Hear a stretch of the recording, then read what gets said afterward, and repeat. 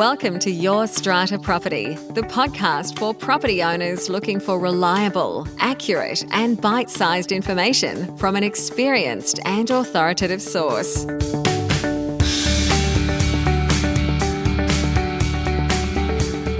Hello and welcome. I'm Amanda Farmer and I have with me today Reena Van Aalst from Strata Central. Hi, Reena. Hi, Amanda. How are you? I am great. We were just having a bit of a giggle and a laugh because I forgot how to introduce you because it's been too long. I know. And I said, maybe I'll start and introduce you and then on your own podcast. I think it's great. I think we should do that next time. Listeners, look out for it.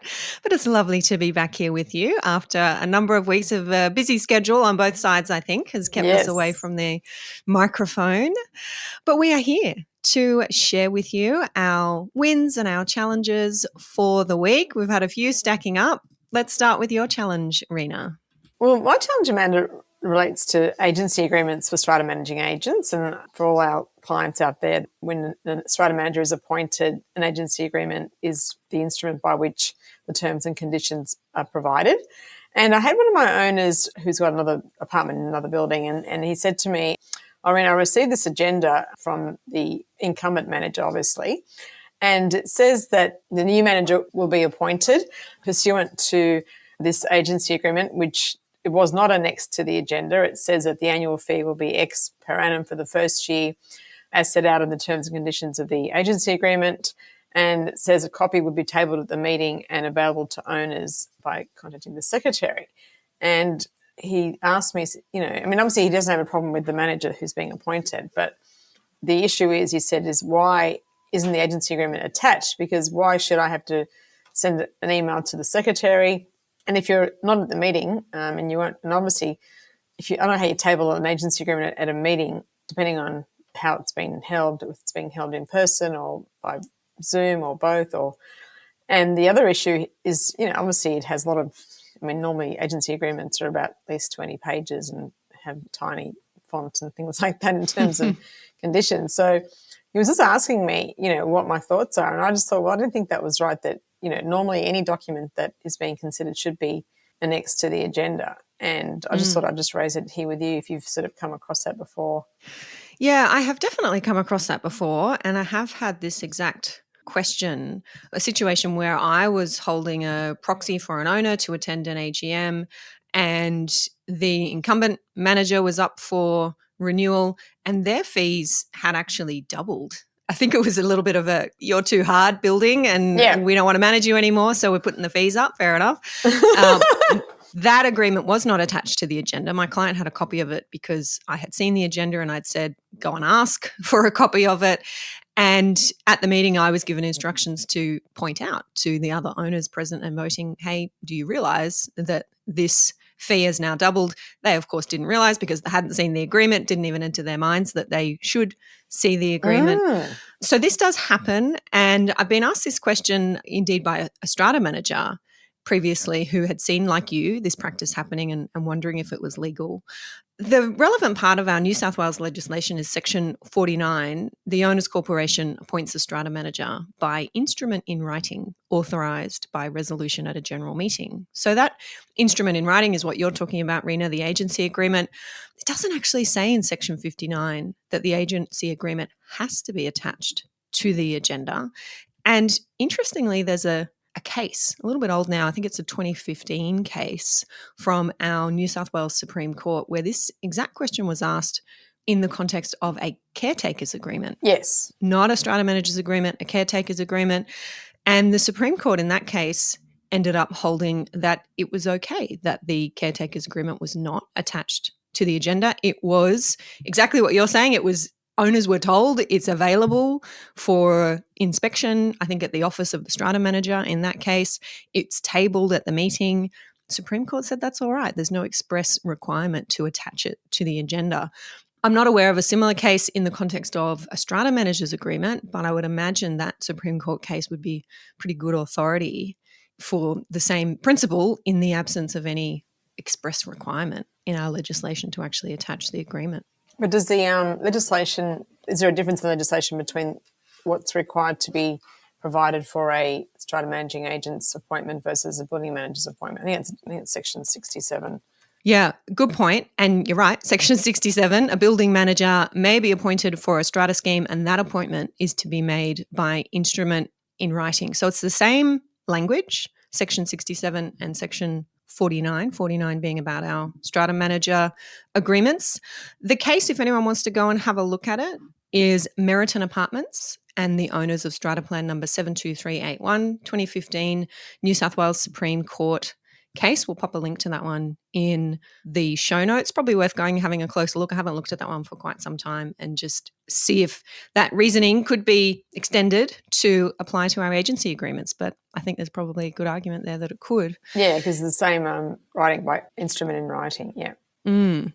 All the more reason why our owners have to be on top of their agendas. Did you tell me, Reena, that the agenda said the agreement is available on request? Yes. Right. Yeah. Or by asking the secretary, and it'll be tabled at the meeting. But I mean, it's like not a one-page document that you can just table and give out. You're right. Yeah, I don't know that. I mean, tabling has probably got many connotations and meanings, I think. True. And especially when we're at a stage where, owners are asking more questions about their contracts with their strata managers, as they should be. Are you receiving commissions? Are you receiving other benefits? Are these disclosed? What is included in our agreed services fee? What is additional services? Are the fees increasing? And that's something that's fairly easily worked out by looking at the front page of the contract, comparing it to last year. But if you don't have that contract, you don't know. Yeah, exactly. I think it's probably, and right, you're talking also about the disclosures, Amanda, in relation to managing agents, obviously, which are becoming more, will be updated in this new legislation that's being considered at the moment. But yeah, I think that with building managers, I think it's probably more straightforward in terms of what they charge for and what's extra. I mean, I haven't seen a building management company disclose any other connections, which perhaps probably they need to, with if they're owned by the same strata management company, or I'm not sure the disclosure needs to come from at the strata managing agent side or both, because obviously it depends if the building manager's acting for a building that's where the strata manager also manages the same companies that managing it or not. So, yeah. Yeah, true. Well, let me know if you hear anything different on that point, and if anyone tuning in has a different view. My challenge for this week arises from a Friday Live chat that I hosted over on our Facebook page about a month ago now, and some listeners who tune into the podcast will also be tuning into our Facebook Live chats and may remember this one. I was unpacking a recent case coming out of our Supreme Court once again, and that one related to carpet in lots and whether or not original carpet in place at the time of registration of the strata plan is common property. And our Supreme Court held in that case that, yes, that original carpet in place at the time of registration of the strata plan is common property. I said that had apparently, from the articles I was reading and what I was seeing on social channels, that had come as a surprise to some lawyers, some strata lawyers. I was saying wasn't too surprising to me. I was pretty sure that was the law based on some previous Supreme Court authority. The case, if you missed it and you want to go and check it out, is Strata Plan 99960 and SPS Building Contractors. Link to that one in the notes for you. But after having that chat on live, I received an email from an insurance specialist. I have his permission to release his name. His name is Scott Driscoll, Strata Insurance Consultant. And Scott very kindly reached out to me, said, Amanda, I agree with you. I wasn't too surprised by that decision as well, but I have a feeling I know where this confusion about whether carpet is lot property or common property, I have a feeling I know where it comes from. Reena's nodding to me as I can see her on the video here. And Scott very helpfully laid out for me in an email the relevant sections of our New South Wales legislation whereby an owners corporation must obtain insurance for the building, and then compared that to the actual policy terms that we see come out of our major insurers. And Scott ultimately said, look, 70% of insurance policies really in strata look like this. And the insurance policies expressly exclude lot owner contents, fair enough. However, lot owner contents is defined as including floor coverings, such as carpet. So while carpet, and I come back to original carpet, in place at the date of registration of the strata plan, while carpet is common property and our Supreme Court has confirmed that, most likely your building insurance policy does not cover carpet inside a lot. It will cover carpet on the common property, but very likely it doesn't cover carpet inside a lot. And Scott sort of explained to me how that's under the Insurance Contracts Act, how insurers are bound by those requirements and can't be covering things that don't belong to, in the eyes of the Insurance Contracts Act, I guess, don't belong to the insured, the owners corporation. And Scott concluded his comments by saying, I wonder if this Supreme Court case will change that legislation and require owners corporations to be insuring carpet. But that's where the confusion probably comes from, where strata managers are saying damaged carpet, wet carpet, moldy carpet, not our problem because it's not covered by insurance. You come across this one, Reena? Oh, all the time, Amanda. And the thing is that the insurance policy covers fixtures and fittings. So to me, original carpet is a fixture. You just can't pick it up and take it with you when you leave if you're leaving or selling your apartment. So, yeah. And if there was original timber flooring, it would be covered and the insurers cover that. But for some reason, I think it all has come from the fact that insurance companies don't replace and insure carpet. And that has probably evolved into this, well, it's not common property, even though it's original and it's an original fixture and floor coverings usually are part of the building. And the insurance, I don't know why they excluded it, because if it was your dishwasher or your kitchen burnt down, they'd replace the whole thing. Do you know what I mean? Like the whole kitchen would be replaced. Fixtures, yes. Fittings, everything that was there originally, what not sort of added by you, would be included. So, it just makes no sort of sense. But yeah, really interesting. And I welcome any further comments from insurers or brokers or those in the space on that particular point. I did make a comment on that in the Friday Live chat to say, whether it's insured or not, if it's common property and it has been damaged because of some failure of the owner's corporation to properly repair and maintain other parts of the common property, then it needs to be replaced. It needs to be fixed at the owner's corporation's cost. But it was good to get that insight from Scott into why this confusion may exist. I totally get it. And it may be that we do need some changes to our legislation whereby it's very clear that an owner's corporation must insure those fixed floor coverings to the extent that they are original and are common property. Yeah, it's interesting, Amanda, because I think when you look at strata management, I've always said that people that work in strata management, when you ask them why they think X or Y about the legislation or why they're writing or saying anything in response to a query, it's always because someone else has usually taught them. And this is a bit, I think, of an example where down the years, the insurer says it's not covered, so it's not common property. You know what I mean? It's become this thing where people aren't questioning it, and they should be questioning it. If you think about the logic of it, it's pretty apparent if it's original. Yep. Okay. Thank you very much, Scott Driscoll, Strata Insurance Consultant, for reaching out about that one. Reena, over to your win this week. Yeah, so Amanda, in our episode 415, when we spoke about accepting cash at a meeting, and you and I had different views on that particular requirement, where I mentioned that the banks, Macquarie and Bank of Queensland, through Strata Cash and Deft through Macquarie, are not accepting cash, so people can actually either make a direct payment from their account into the bank account of the owners corporation, pay by BPay if they want to pay by BPay, or use a credit card, but they could not bring cash to a meeting, and we could not bank cash. And so I went back and corresponded with David Edgerton from Stratamax, and his response also concurred with what I believe to be the case, is that StrataPay, as a payment provider, has the right to pick and choose what payment channels they provide. And whether cash or any other form is considered to be legal tender doesn't change that. So again, they could go to the post office and they can transfer that amount of money for debit savings account at the post office. And even apparently now the ATO is also doing the same thing now. Apparently you can't just go and pay cash. So I think what's happening is, because of all this money laundering issues that are happening, and I listened to a very quick part of a podcast about money laundering and the way it works, I mean, it's just so complicated, in terms of how money can really quickly change from one entity to another. And I think now, which is why there's public institutions, Amanda, in terms of banks and that, are really being cautious about taking cash. And I think Strata's sort of become the byproduct in terms of people wanting to pay a couple of dollars here or some interest here. Or obviously we never ever took big amounts of cash at meetings. I mean, I had someone try and give me 10 grand once in cash, and I said, no, yeah. And so I think it's one of those things now that is now changing because of the fact that these institutions are choosing not to take cash. And I think also, if you think about it in terms of cost, the transactional cost of me banking $1.20 Yeah. is more than $1.20. Like, it's printing out the deposit form for our staff, going down to the post office, taking it to the thing or the bank, waiting in line. Yeah, I think you can deposit.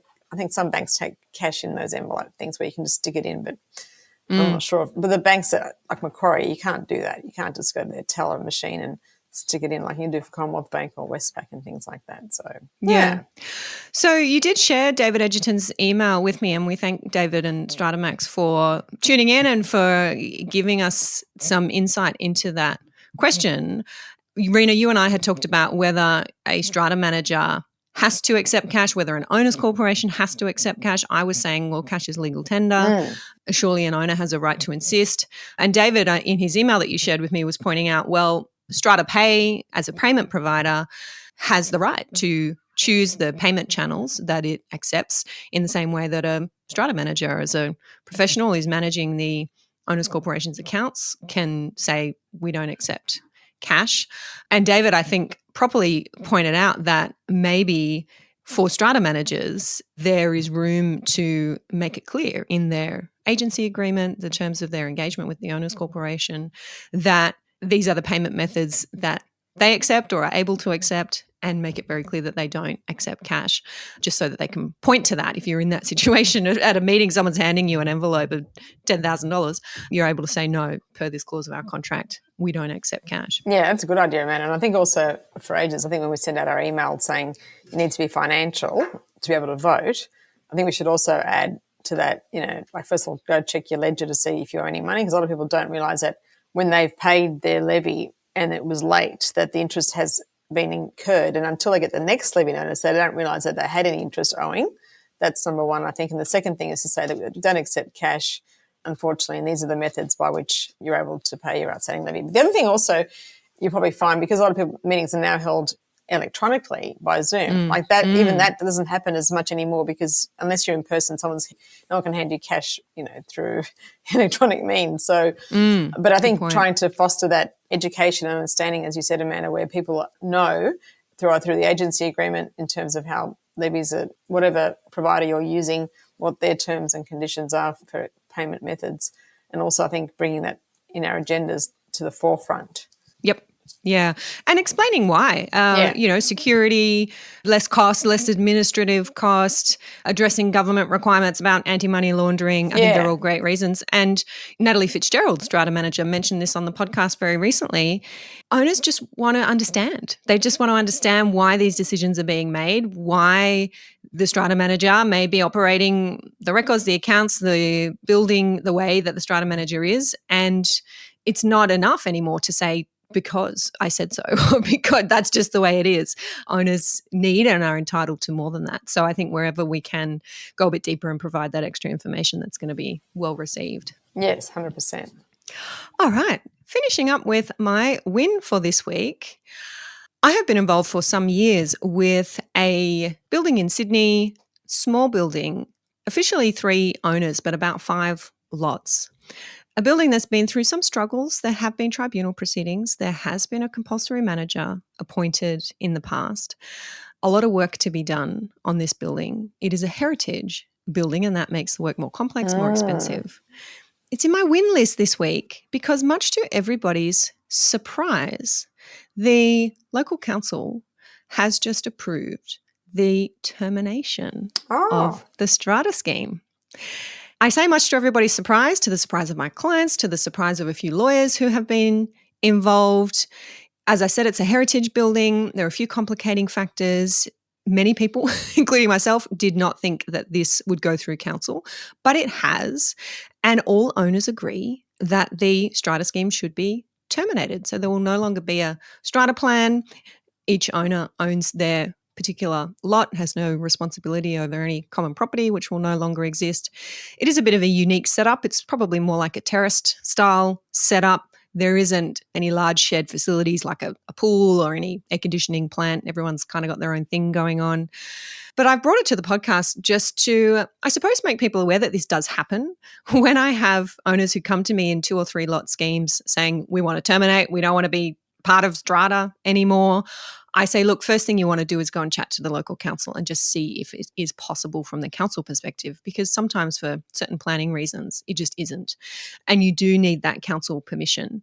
That's not the only thing you need if you're going to do one of these types of terminations. You do need the consent of all owners if you're going to follow this rather straightforward or less burdensome process of terminating with everyone agreeing.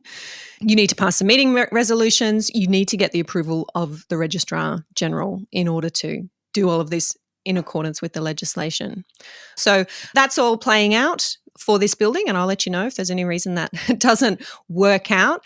But it is possible. In my experience, rare, but it is possible for these small, unique buildings where council is on board that you can have these terminations without too much trouble. So, Amanda, which council was it? You said Terrace. It sounds like it's City of Sydney, was it? Yeah, City of Sydney Council. That's unusual because they're actually imposing these sort of, not heritage, but for a bit larger schemes in the area, they're trying to sort of limit the number of schemes that can be changed in terms of being terminated, because they don't want these luxury apartments all going into these areas and forcing people out. Ah, okay. One of our schemes had some sort of listing at it. It's not heritage, but because it's not a very nice looking building. Yeah. So was it a reason because it was to do, like, will the structure remain and someone will make it into a house? Yeah, so everything will remain. So to be clear, it's not a redevelopment. It's not a termination for a collective sale or anything like that. It's not what we'd call a Part 10 under the Strata Schemes Development Act. There is a section, I believe it's section 142 under the Strata Schemes Development Act, which I'll go and check and I'll pop that in the notes for this episode. But that's the section by which if all owners agree and all approvals are obtained, and by approvals that is local council, Registrar General, approvals of all the owners and the owners corporation, if all debts of the owners corporation are paid, then the scheme can be terminated by order of the Registrar General.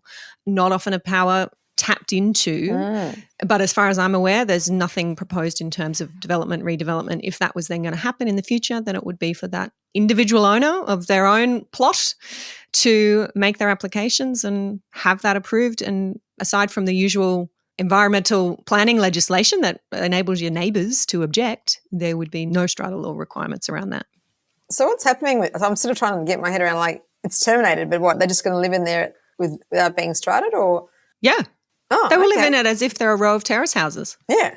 Okay. Yeah. And each be responsible. They're dividing walls. I don't know if there needs to be some easements registered to make sure that the place doesn't fall down. And certainly the owners corporation is, I believe, or should be getting some legal advice about that, making sure that that's all in place. But otherwise, they're responsible for their own roof and backyard and bathrooms. Yeah, so I suppose it's easier, Amanda, because it's like terraces are side by side. But I mean, I think there'll be some people here listening to you thinking, oh, I'd love to get rid of my strata. And even though I think for people that live vertically, I think it's a bit more challenging. But anyway, it's another story for another day. Yeah. True. Yes, that's right. Yeah, it has to be, as I said, a unique style property. And even then, Reena, you and I have been involved in some smaller schemes where that's been desired and councils just said no because of the land size, because of our planning controls. Yes. This particular plot of land must be strata titled. Exactly. And remain that way. Yeah. That's very interesting. That's a great one, Amanda. Yeah, I'll let you know if anything changes on that front, but always worth a try. You don't ask, you don't get. Exactly. Yeah, it's great. And I think also, I mean, to me, everyone must be happy because they can then do their own thing and not have to, Yeah, well, here's the thing. It was sparked by, as I mentioned, a very expensive remediation project that needed to be done. That wasn't happening. My clients ended up in the tribunal about that. Compulsory manager appointed to move that along. A lot of the work needs to be done in one place. Other owners don't necessarily want to pay for that. Yeah, that's right. So that is now going to have to play out in a non-strata context, but everybody agrees with that. That's the key point here. Yeah. There is unanimous approval for this termination, and that's why it can happen through this less expensive, less administratively burdensome process. Yeah, and I think the reason that I've always said, and I keep saying, even said last night to one of my buildings, that strata is a very flawed concept is because people see themselves paying for something that they're not actually getting any direct benefit. So they're fixing up someone else's bathroom or someone else's issue, and theirs has been done and doesn't require any repairs, or they've renovated their bathroom. It's like, well, people see that people that don't renovate their bathrooms as being the beneficiaries of all this money, whereas people that actually go to the expense of doing that, as an example, Amanda. So I think that's sort of where that's coming from, I think. Yeah, I think you're right. Yeah, it's a great outcome. Thank you for the chat today, Reena Van Aalst. We've covered some broad topics Yeah. today, and I look forward to catching up with you soon. Go and rack up those wins and challenges for me. Maybe some more wins. I hope so. Catch you next time. See you next time, Amanda. Bye. Thank you for listening to Your Strata Property, the podcast which consistently delivers to property owners reliable and accurate information about their strata property. You can access all the information below this episode via the show notes at yourstrataproperty.com.au.